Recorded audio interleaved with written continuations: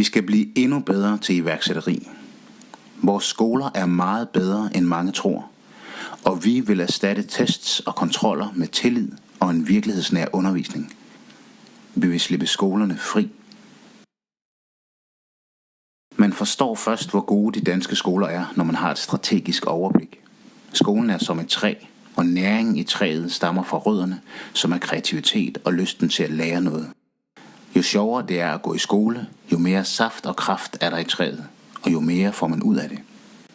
Stammen er fællesskabet om en virkelighedsnær undervisning. Grenene er alt det, man får lært, og træets krone er elevernes dannelse og identitet. Dannelse er handlekraft, empati, kreativitet og iværksætterlyst. Alt det, der skal til for at være en aktiv medspiller i Danmarks fremtid. Skolen skal udvikle elevernes nysgerrighed og lyst til læring, så vi får selvstændigt tænkende medborgere, der hviler i sig selv og som kan samarbejde med andre. Og alt det er vi allerede gode til. Lad os starte med rødderne igen. Der er en direkte sammenhæng mellem elevernes lyst til læring og lærernes evne til at danne relationer til eleverne. Lærerne fortjener stor respekt for deres tidskrævende arbejde med at danne relationer til eleverne. Vi må ikke forhindre dette vigtige arbejde ved at pålægge lærerne meningsløse opgaver med dokumentation og kontrol. De gode relationer er de vigtigste rødder i skolens træ. Lærerne har en afgørende rolle for, at undervisningen bliver virkelighedsnær.